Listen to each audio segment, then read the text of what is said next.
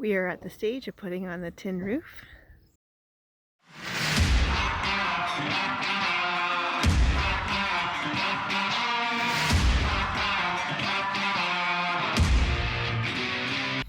Hey everyone, welcome back to episode 9 of Island Life Cabin Build.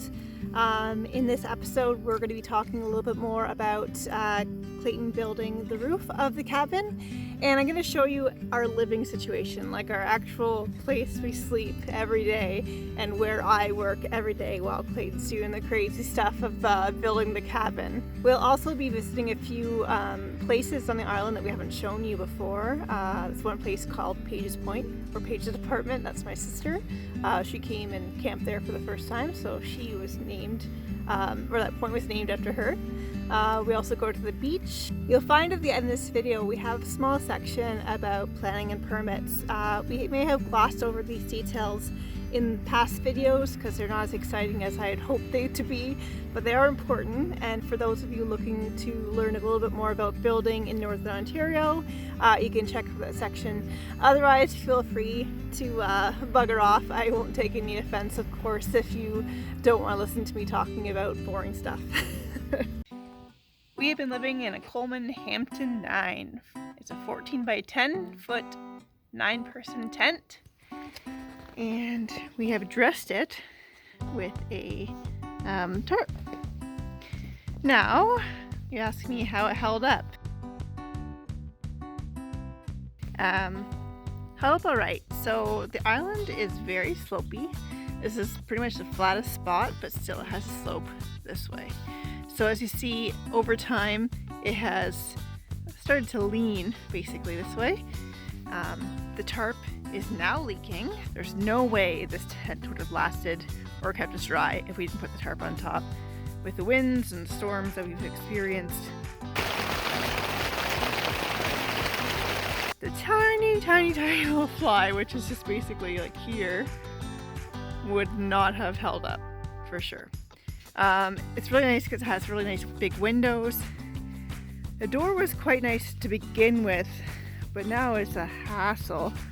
It did have like a hard piece of, what do you call it?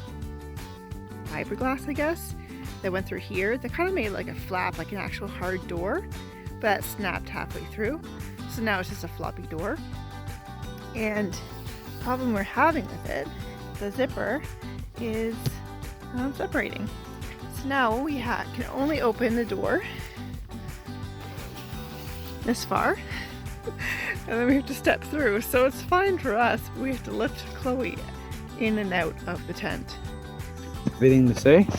I can have a shake? Can I have a paw? Okay, nice. Have a good night.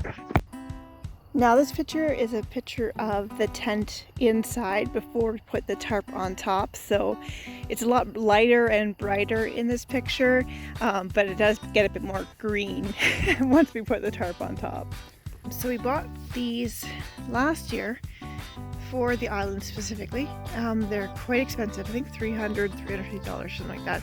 They fold up into a small box, which is really handy.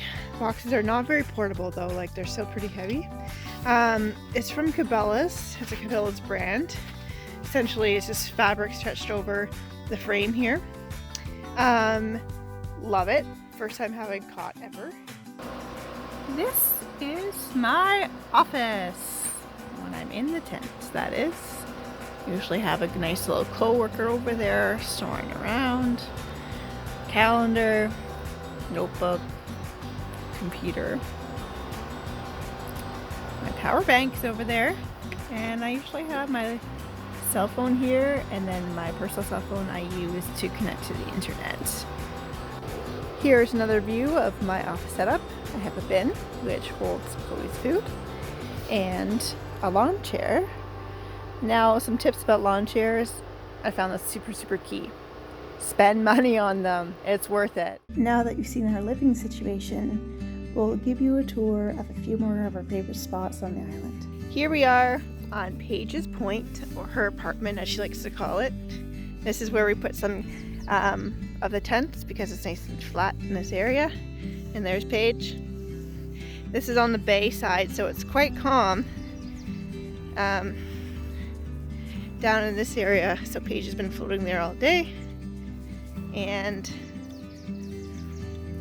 down there is a nice little shelf, so you can access the water for whatever you need, whether it's floating or using it for brushing your teeth or whatever you need to do. But it's quite nice. Yeah, so this is my beach area. Past that rock on that corner still goes quite a way. That's just like a small peak. There's a little boat ramp area, but yeah, here's my barge. Yeah, little logs, some barrels. Excuse me. Straps.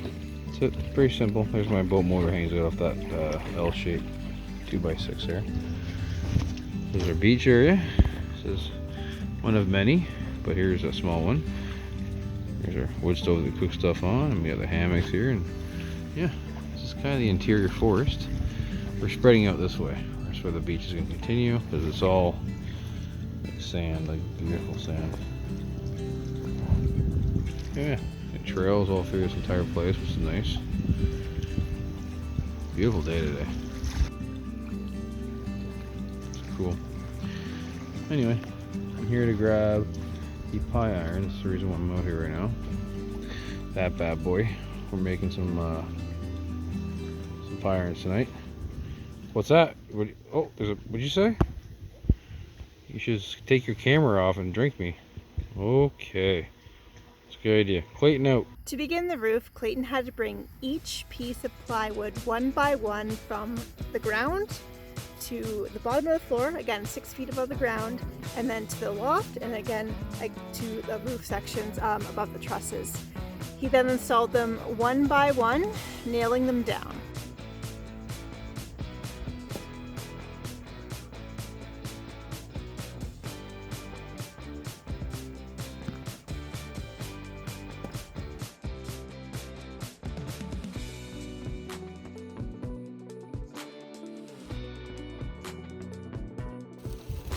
There's the roof.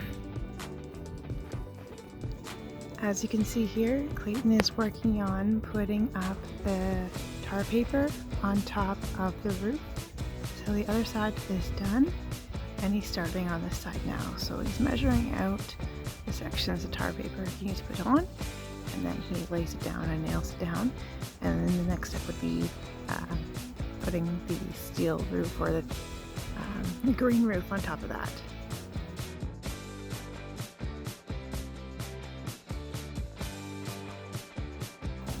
As you can see, the tar paper is now up. What is that green metal on the edge called? Drip edge. Drip edge is also up. You can see that right along there. And then tomorrow, The tar paper up, or the ice and the water membrane. Green steel roof goes up. We are at the stage of putting on the tin roof. Clayton and his dad are putting on these panels one at a time. They clamp them, put them in place, and overlay them. Seems pretty finicky, and it's taking a bit to get started. I imagine once they have the first few on, it'll go a bit quicker, but it is super dangerous work, so slower is probably better.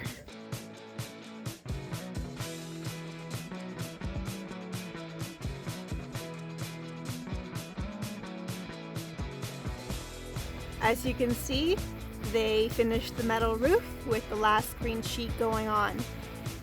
In the picture that you last saw, you can see the section of the roof is actually missing in the front, and that is because a section of the porch still has to be built, and it's going to be a covered porch, so there's going to be a roof section on that. So that whole section is going to be open until the porch or the deck is built, the pillars go up to support the roof, and then the roof could be installed. With the main roof done and the porch roof the next on the agenda, we are so close to moving out of our nylon abode and into our cozy cabin. So that's it for the cabin build section of this video. We're going to move next onto the permitting, the paperwork type stuff that we had to go through in case some of you are interested. So just stay tuned for that if you're into that. If not, I'll see you next time. To get our building permit in our municipality / township in the area that we're in, we actually had to get our water plan basically in place. Our water plan basically is for wastewater. So again, we mentioned that before that we have a privy, but didn't require a permit, but did need to meet certain requirements such as away from the water's edge and that sort of thing, which we did follow. But we had to indicate what kind of water treatment system that we were going to be using once the cabin was built. So we got a permit for that opened. We're going to be going with a gray water leaching bed. And we're going to be going for a composting toilet in the future. After we got that permit opened, we were then able to apply for our building permit. Our building permit required us to have structural engineered drawings. Drawings were provided with a kit, but we did have to get a structural engineer hired to make alterations to the drawings that were supplied with the kit to be signed off on and fit the requirements for this area. Cost I think was around like $1,200 for that to be done, but well worth it. We submitted those structural engineering drawings to the building inspector, and we were able to get issued a permit to build. I think the cost of the building permit was quite cheap, I think between $300 and $500. In addition to just opening up the building permit, we have to get inspections along the way. So we had to organize getting inspectors from both of the permits for the gray water leaching bed, as well as the building inspector to come out to check out our build as we were doing it. It's really tricky to do that out here. You never know, you can't predict what the water's going to be like. I mean, we have a pretty good idea with the winds, what the size of the waves are going to be, but only maybe a day or two in advance. So we have to basically last minute be like, you can come down between 12 and 4 today, we'll pick you up with a boat ramp, bring you over, and you can inspect our building. So we did have both inspectors come out and give us a clearance. Our first inspection was to make sure that our foundation was drilled deep enough. If you remember those rebars that went into the ground, we were cleared of that one, so that's great. And our next one, I think, was the walls. The walls had to be checked out by the inspector as well. So we still have a few inspections to go, of course, until we're done building. We're still going to need inspections, and our building permit's not going to be closed until the cabin is complete.